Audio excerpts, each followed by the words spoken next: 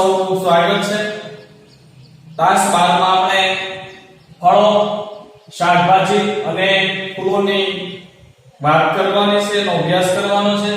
એ પહેલા આપણે તાસ 12 માં તાસ 12 નહીં પણ આની પહેલાનો તાસ એટલે 11 માં જે કે આપણે રોકડિયા પાકો વિશેની માહિતી મેળવી એ વાતને આપણે તાજી કરી લઈએ અને ત્યારબાદ આપણે આગળ વધીએ। તો આપણે તાસ 11 માં રોકડિયા જે પાકો છે, રોકડિયા પાકોમાં આપણે બે જે પાકો છે, તમાકુ અને જે શણ, એનો આપણે અભ્યાસ કર્યો।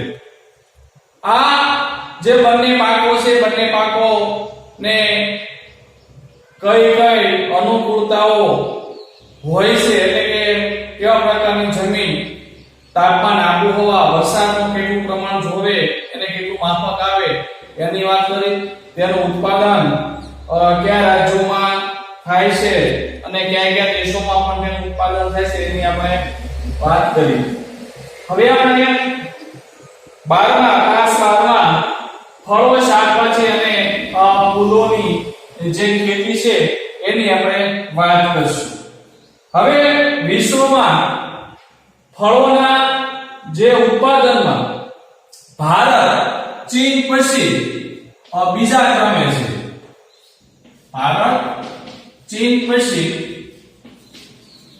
બીજા ક્રમે છે, એટલે ફળોના ઉત્પાદનમાં સમગ્ર વિશ્વમાં ભારત એ કેટલામા ક્રમે છે? તો કે બીજા ક્રમે છે। પહેલા ક્રમે કયો દેશ છે ફળોના ઉત્પાદનમાં? તો કે ચીન। આપણા ભારતની અંદર ખાસ કરીને આપણે વાત કરીએ તો કેળા, ત્યાર પછી કેરી, ત્યાર પછી આપણે ફળોની વાત કરીએ તો સફરજન, નાશપતી, નારંગી વગેરે ફળોની ખેતી થાય છે। તો એમાં જે કેળા છે એ કેળા તમિલનાડુ, ત્યાર પછી ગુજરાત અને મહારાષ્ટ્ર।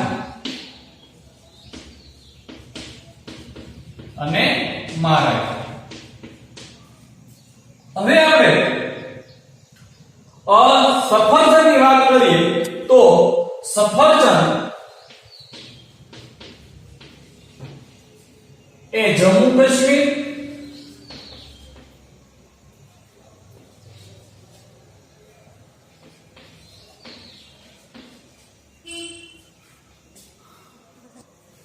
હિમાચલ પ્રદેશ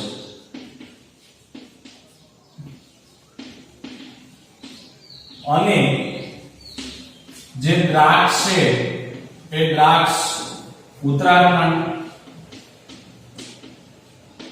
ત્યાર પછી તમિલનાડુ,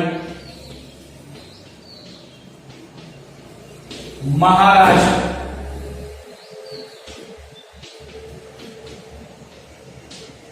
જમ્મુ કાશ્મીર,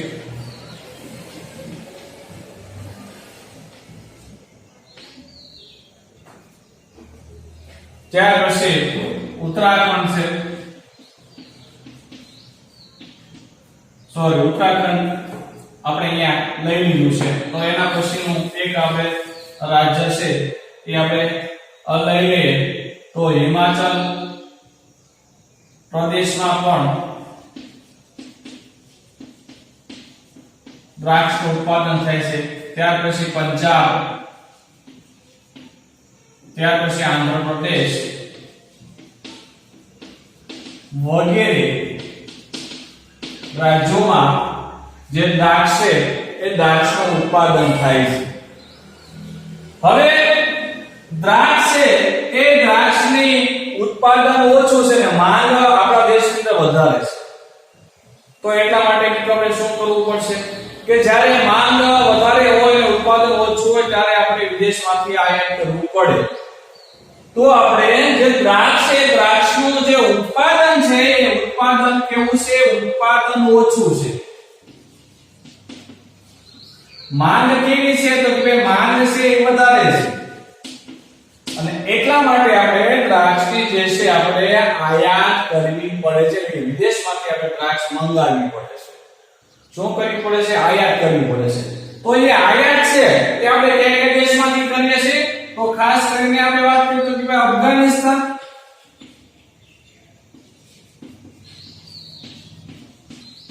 પછી પાકિસ્તાન,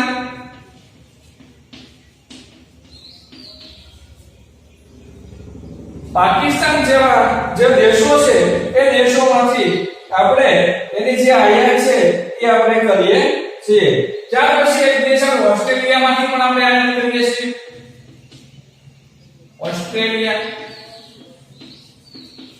વગેરે દેશોમાંથી આપણે દ્રાક્ષની આયાત કરવી પડે છે. શા માટે? તો કે ઉત્પાદન દ્રાક્ષનું કેવું થાય છે? ઓછું થાય છે. દ્રાક્ષની માંગ કેવી છે? વધારે છે.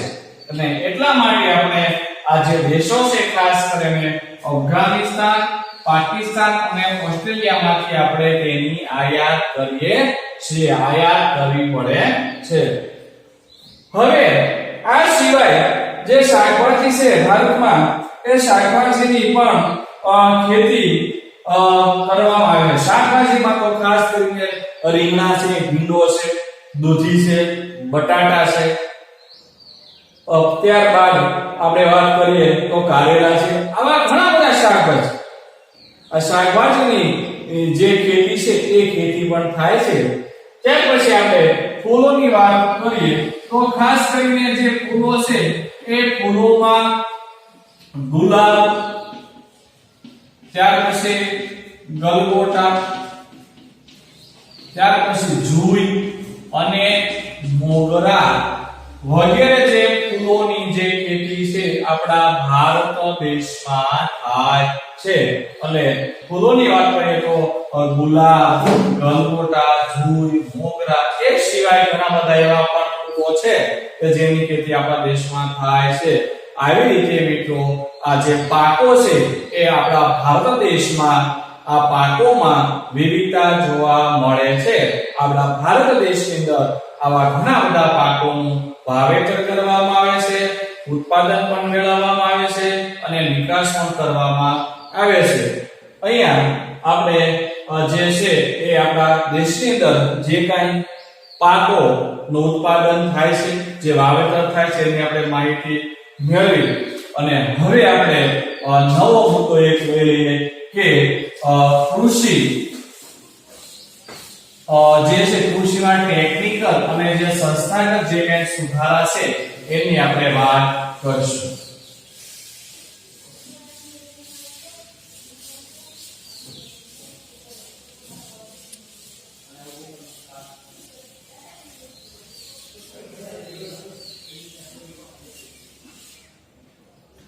તો કૃષિમાં ટેકનિકલ અને સંસ્થાકીય સુધાર. કૃષિમાં ટેકનિકલ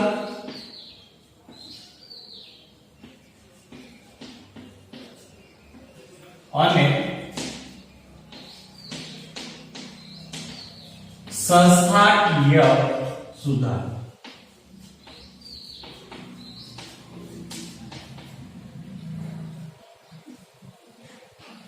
મિત્રો પહેલાના સમયમાં કૃષિમાં દાતરડી ત્યારબાદ કોદાળી, પાવડો આ વગેરે સાધનોનો ઉપયોગ કરવામાં આવતો હતો. ત્યાર પછી અથવા તો આ જે સાધનો છે કે દાતરડી છે, દાંતરડો છે, કોદાળી છે, પાવડો છે, આ સિવાય અન્ય જેમ કે ઓરણી જેવા જે સાધનો છે, હળ, ત્યાર પછી ગાડું વગેરે જે કઈ ઉપકરણોનો ઉપયોગ કરવામાં આવતો હતો. પ્રાચીન સમયની આપણે વાત કરીએ તો પ્રાચીન જે સમય છે એ પ્રાચીન સમયમાં ખાસ કરીને કેવા કેવા સાધનોનો જે છે એ ઉપયોગ કરવામાં આવતો હતો, તો આપણે વાત કરીએ કે દાતરડું, કોદાળી, ત્યાર પછી પાવડો, ત્યાર પછી આપણે વાત કરીએ તો ઓરડ, હળ અને એક હળ પછી નું એક સાધન એટલે ગાડું વગેરે જે ઉપકરણો છે, જે સાધનો છે, એનો જે ઉપયોગ છે એ આપણા દેશની અંદર પ્રાચીન સમયની અંદર કરવામાં આવતો. આ બધા જે છે આપણા કેવા સાધનો છે? જૂના સાધનો છે. હવેના સમયની અંદર મિત્રો આની અંદર ઘણું બધું પરિવર્તન આવ્યું છે. આના બદલે આપણે ઘણા બધા કોઈને કોઈ એવા નવા પ્રકારના જે છે સાધનો વાપરીએ છીએ. હવે આપણે વાત કરીએ તો કે ભાઈ ટ્રેક્ટર છે, ત્યાં આપણે ટેલર છે, પછી રોટાવેટર, એવું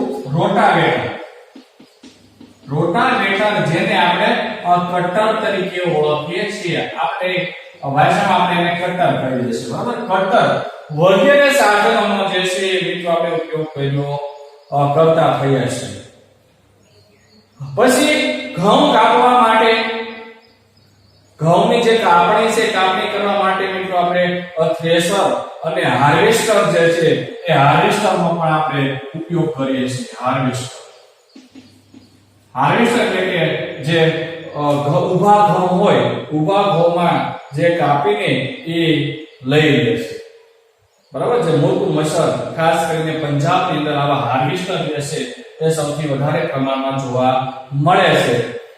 તો આ ઘઉં કાપવા માટે ખાસ કરીને થ્રેશર અને હાર્વેસ્ટર જેવા જે સાધનો છે, જે ઉપકરણો છે, તેનો આપણે ઉપયોગ કરીએ છીએ. આ સિવાય આપણે સુધારેલી જાતના જે બિયારણો છે, પછી બીટી બિયારણો છે, જંતુનાશક દવાઓ છે, ફુવારા પદ્ધતિ, સિંચાઈ પદ્ધતિ વગેરેનો મિત્રો આપણે અત્યારના સમયની અંદર ઉપયોગ કરવા લાગ્યા છીએ. પ્રાચીન સમયની સરખામણીમાં અત્યારના સમયની જે સરખામણી કરવામાં આવે તો મિત્રો ઘણો બધો બંને વચ્ચે તફાવત છે. પ્રાચીન સમયની અંદર આપણે કોઈ બીજા સાધનો વાપરતા હતા અને અત્યારના સમયમાં પણ આપણે કંઈક ને કંઈક જુદા પ્રકારના સાધનો વાપરીએ છીએ. તો આ બધા જે છે અત્યારે વર્તમાન સમયની અંદર જે આપણે સાધનો વાપરીએ છીએ, જે ઉપકરણો વાપરીએ છીએ, તો એ છે ટેકનિકલ અને સંસ્થાકીય સુધારા. તો હવે આપણે પહેલા કૃષિમાં જે ટેકનિકલ જે સુધારા છે ત્યાં ટેકનિકલ સુધારાની આપણે સૌપ્રથમ વાત કરશું. તો પહેલા આપણે જોઈએ ટેકનિકલ સુધારા. કૃષિમાં ટેકનિકલ સુધારાની આપણે વાત કરીશું.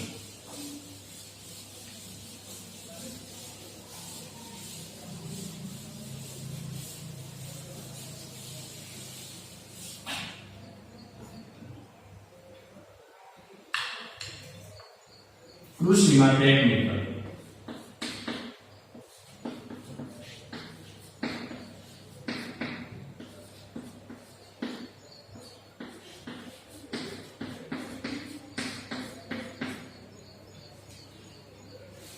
તો આપણે વાત કરીએ તો ભારતમાં જે ખેતી ક્ષેત્રે જે બિયારણો, ખાતરો અને જે સાધનો છે એ સાધનોમાં જે પરિવર્તન જોવા મળે છે એને આપણે કહીશું મિત્રો ટેકનિકલ સુધારા. બરાબર? તો આપણે વાત કરીએ કે ભારતમાં કૃષિ ક્ષેત્રે બિયારણ, પછી ખાતર અને ત્યાર પછી સાધનોમાં આવેલા અને સાધનોમાં આવેલા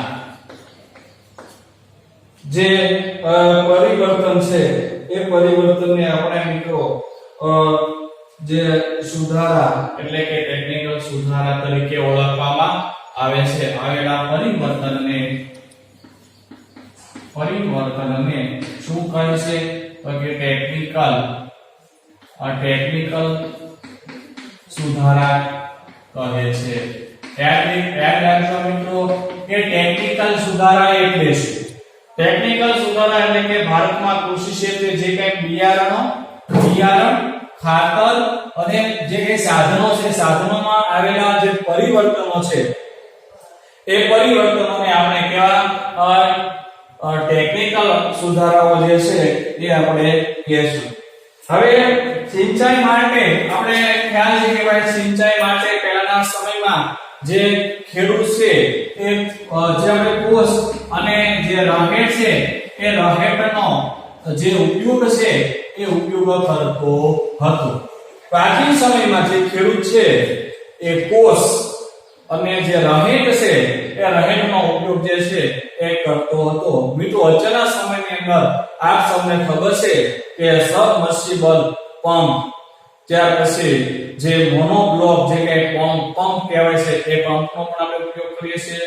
ત્યાર પછી સોલાર જે પંપ છે, જે સૂર્યની મદદથી જે પંપ ચાલે છે એને આપણે સોલર પંપ કહીશું, સોલર પંપ.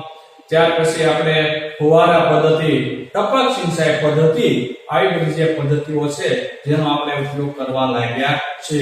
તો આ બધા શું છે? તો આ બધા મિત્રો ટેકનિકલ સુધારાઓ છે.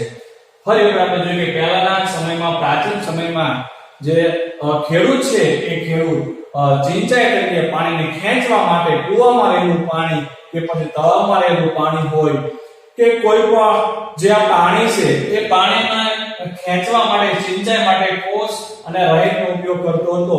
વર્તમાન સમયની અંદર, અત્યારના સમયમાં આ જે ખેડૂત છે એ ખેડૂત સબમર્સિબલ પંપ છે, મોનોબ્લોક પંપ, સોલર પંપ, ત્યાર પછી આપણે વાત કરીએ ટપક સિંચાઈ પદ્ધતિ અને ફુવારા પદ્ધતિનો જે ઉપયોગ જે છે એ કરવા લાગ્યો છે. તો મિત્રો આને પણ આપણે ટેકનિકલ સુધારો કહેશું. હવે આપણે વાત કરીએ કે સરકાર ખેડૂતો પાકના સંરક્ષણ માટે જે કંઈ જંતુનાશકો, જે કંઈ દવા છે એ જંતુનાશકો દવાનો પણ એ ઉપયોગ કરવા લાગ્યો છે. બરાબર? પ્રાચીન સમયની અંદર આ જંતુનાશક જે દવાઓ છે દવા હતી નહીં. વર્તમાન સમયની અંદર પાકના સંરક્ષણ માટે, પોતાના પાકને બચાવવા માટે, જીવજંતુ એને ખાઈ જાય તેનાથી બચાવવા માટે આ એક જંતુનાશકોનો જે છે એ ઉપયોગ કરવા લાગ્યો છે. તો એને પણ આપણે જે છે એ એક ટેકનિકલ આપણે સુધારો કહેશું. સરકાર દ્વારા આપ સૌને ખબર છે કે સરકાર દ્વારા પણ ખેડૂતોને જે રેડિયો છે, ત્યાર પછી ટીવી, વર્તમાન પત્રો, ત્યારબાદ જે એવી એગ્રી માર્કેટ જેવી જે મોબાઈલ એપ છે, ત્યાર પછી એનું કહેવાય ટોલ ફ્રી નંબર, ખાસ કરીને ટોલ ફ્રી નંબર તો કે વાત કરશું 1800 180 1551. બરાબર? આ ટોલ ફ્રી નંબર છે. ખેડૂતોનો જે કોઈ વાતચીત કરવી હોય તો એના માટેનો એક આ ટોલ ફ્રી નંબર છે. આ નંબર ઉપરથી ખેડૂતને જે કાંઈ પોતાને માર્ગદર્શન જોઈતું હોય તો એ માર્ગદર્શન મળી રહે છે. તો આ એક ટોલ ફ્રી નંબર છે. ત્યાર પછી આપણે વાત કરી કે ભાઈ રેડિયો, પછી ટીવી, સમાચાર પત્રો છે, અને આપણે વર્તમાન પત્રો કહેશું.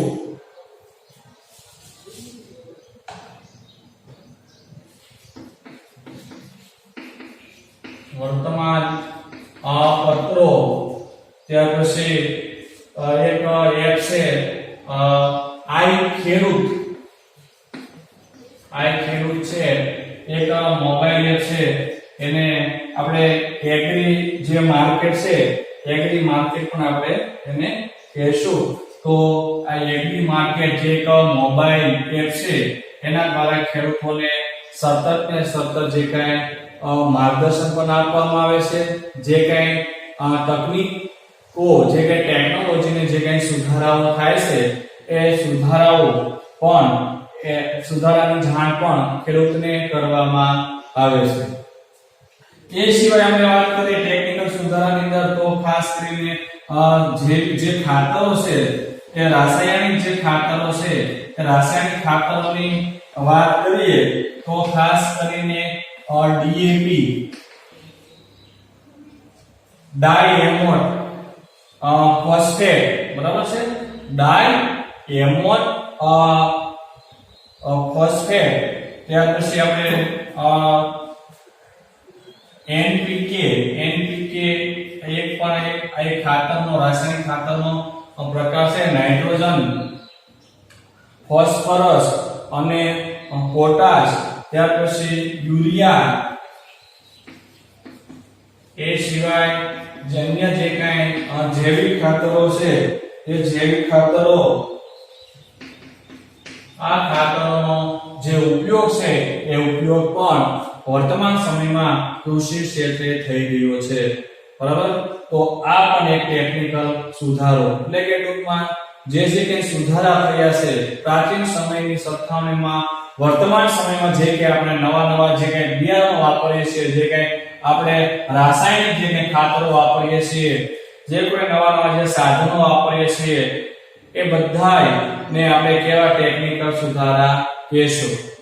હવે આપણે આગળ વાત કરીએ તો ગ્રામ્ય વિસ્તારોમાં જે કંઈ કૃષિ સંશોધનો છે એ કૃષિ સંશોધનોની અને નવી તકનીકોનો જે કંઈ પ્રચાર છે એ પ્રચાર માટે ગ્રામ સેવકોની જે નિમણૂક છે નિમણૂક કરવામાં આવી છે. તો ખાસ કરીને જે ગ્રામ્ય વિસ્તારો છે તો ગ્રામ્ય વિસ્તારના જે ખેડૂતો છે એ ખેડૂતોને કોઈ નવી માહિતી મળી રહે,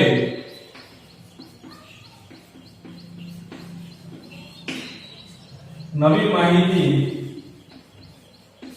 મળી રહે તે માટે સરકારે કોઈ નવી તકનીકો એટલે કે ટેકનોલોજી ની માહિતી એ ખેડૂતોને ગ્રામ્ય વિસ્તારોમાં મળી રહે, જે કંઈ સુધારા વધારા થાય છે, કોઈ બિયારણમાં કોઈ સુધારા વધારો થતો હશે, કોઈ જે સાધનો છે એ સાધનોમાં જે કંઈ સુધારા વધારા કરવામાં આવતા હશે તો એના વિશેનું જે માર્ગદર્શન છે, જે માહિતી છે, બરોબર, એના પ્રચાર માટે અને પ્રસાર માટે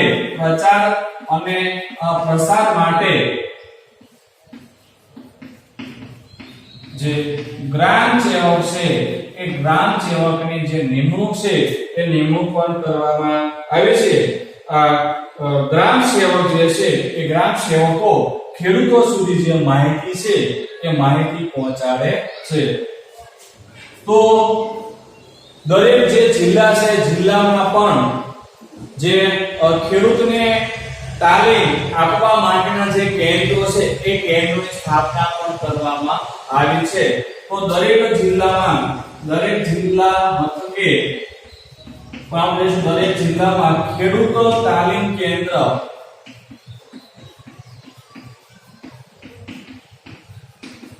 જે કેન્દ્ર છે એ કેન્દ્રની સ્થાપના કરવામાં આવી છે અને આ કેન્દ્રમાં જે ખેડૂતો છે એ ખેડૂતોને પ્રશિક્ષણ પણ આપવામાં આવે છે. પ્રશિક્ષણને લગતી જે તાલીમ છે એ તાલીમ આપવામાં આવે છે. શિક્ષણની જે તાલીમ છે એ તાલીમ આપવામાં આવે છે. પ્રશિક્ષણ એટલે કે કોઈ પણ સાધનો છે, કોઈ પણ બિયારણો છે એને કેવી રીતે વાપરવા એની જે માહિતી છે અગાઉ આપવામાં આવે એને આપણે પ્રશિક્ષણ કહેશું. તો દરેક જિલ્લામાં ખેડૂત તાલીમ કેન્દ્રની જે છે સ્થાપના કરવામાં આવી છે અને આ કેન્દ્રની અંદર ખેડૂતોને જે પ્રશિક્ષણને લગતી જે તાલીમ છે એ તાલીમ પણ આપવામાં આવે છે. આપણા ભારત દેશની અંદર અને આવી ગુજરાત રાજ્યની અંદર પણ આવી ઘણી બધી જે યુનિવર્સિટીઓ છે એ યુનિવર્સિટીઓની સ્થાપના પણ કરવામાં આવી છે. તો આપણે વાત કરીએ તો આવી જે કાંઈ ગુજરાતમાં કૃષિ મેળાઓ યુનિવર્સિટીની આપણે પછી વાત કરીશું. પણ એ પહેલા જે ગુજરાતની અંદર જે કાંઈ કૃષિ મેળાઓ છે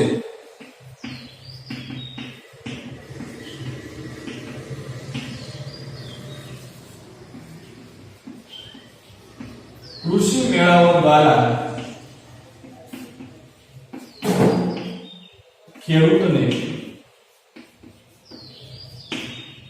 માર્ગદર્શન છે, અદ્યતન માહિતીનું માર્ગદર્શન અપાય છે. અદ્યતન માહિતી અને માર્ગદર્શન અપાય છે. તો ગુજરાતની અંદર ગુજરાત સરકાર દ્વારા જે કૃષિ મેળાઓ છે એ કૃષિ મેળાઓનું જે આયોજન છે એ આયોજન કરવામાં આવે છે. અને કૃષિ મેળાઓની અંદર ખેડૂતને અદ્યતન એટલે કે નવી જે માહિતી છે, નવી માહિતી અને માર્ગદર્શન છે એ માર્ગદર્શન અપાય છે. દરેક રાજ્યમાં જે કૃષિ યુનિવર્સિટીઓ છે એ યુનિવર્સિટીઓની સ્થાપના પણ કરવામાં આવી છે. તો દરેક જે ગુજરાતની આપણે વાત કરીએ તો ગુજરાતની અંદર ખાસ કરીને જે જૂનાગઢ છે, ત્યાર પછી જે નવસારી, દાંતીવાડા, બરાબર, અને આણંદ વગેરેની અંદર કૃષિ યુનિવર્સિટીઓ સ્થાપવામાં આવી છે અને તેઓ કૃષિ ક્ષેત્રે સંશોધન કરે છે. તો આપણે વાત કરીએ તો દરેક રાજ્યમાં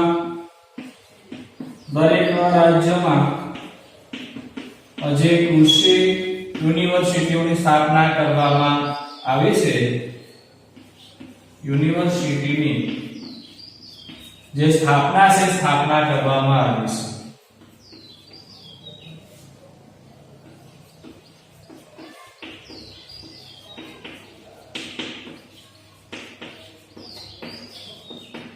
તો દરેક રાજ્યમાં કૃષિ યુનિવર્સિટીની સ્થાપના કરવામાં આવી છે. આપણે આપણા દેશની આપણા રાજ્યની વાત કરીએ તો ગુજરાતની અંદર ખાસ કરીને ગુજરાતમાં આણંદ છે. આણંદમાં પણ એક કૃષિ યુનિવર્સિટી જે છે એ સ્થાપવામાં આવી છે. ત્યાર પછી દાંતીવાડા, ત્યાર પછી આપણે વાત કરીએ દાંતીવાડા, પછી આપણે વાત કરીએ તો જૂનાગઢ અને નવસારી.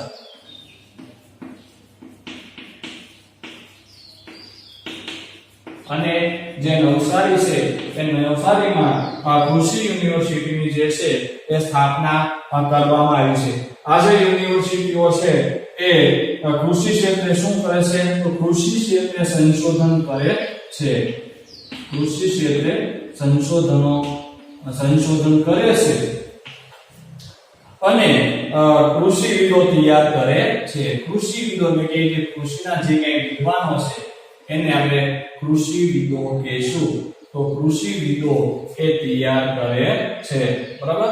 ફરી વખત આપણે જોઈએ દરેક રાજ્યમાં કૃષિ યુનિવર્સિટીની સ્થાપના કરવામાં આવી છે.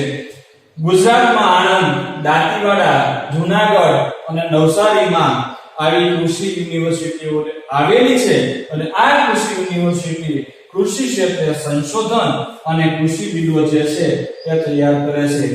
આ ઉપરાંત આપણે વાત કરીએ કે ભાઈ કૃષિ ક્ષેત્રે સંશોધન કરતી જે કઈ રાષ્ટ્રીય જે કઈ સંસ્થાઓ છે એની આપણે વાત કરીએ તો આ ઉપરાંત જે કૃષિ ક્ષેત્રે જેમ આપણે અગાઉ જોઈએ ICAR, બરાબર, જે રાષ્ટ્રીય સ્તરે આ સંસ્થા કામ કરે છે. એટલે કે ઇન્ડિયન આપણે અગાઉ આવી ગયું તો ICAR એટલે કે Indian council of agriculture research, બરાબર. અને આપણે અહીંયા લખવું હોય તો લખીએ કે ભાઈ ઇન્ડિયન કાઉન્સિલ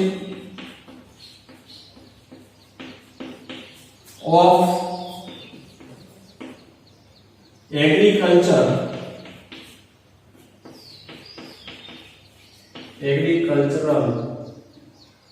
રિસર્ચ.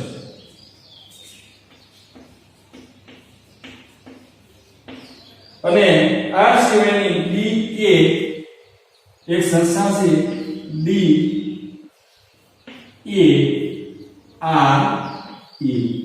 જેને આપણે ડિપાર્ટમેન્ટ, ડી એટલે ડિપાર્ટમેન્ટ,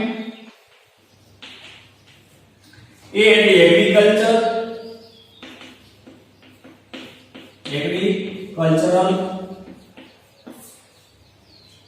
આર એટલે રિસર્ચ,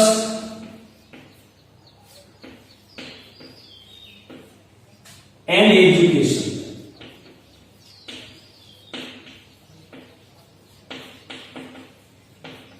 એન્ડ એજ્યુકેશન વગેરે સંસ્થાઓ એ રાષ્ટ્રીય કક્ષાએ કાર્યરત છે. કઈ કક્ષાએ? તો કે રાષ્ટ્રીય કક્ષાએ કાર્યરત છે. મિત્રો આજે ટેકનિકલ જે કૃષિમાં જે કે ટેકનિકલ જે કે સુધારો છે એ ખૂબ જ મોસ્ટ આઈએમપી પ્રશ્ન છે. આપ સૌ વિદ્યાર્થીઓ આજે પ્રશ્ન છે એ તૈયાર કરશો એવી હું આશા રાખું છું. હવે પછી જે ક્લાસ 13 માં ફરી આપણે જ્યારે મળશું ત્યારે જે કે કૃષિમાં જે કે સંસ્થાકીય જે કે સુધારા કરવામાં આવ્યા છે તેનો આપણે વિગતે અભ્યાસ કરશું. અસ્તુ.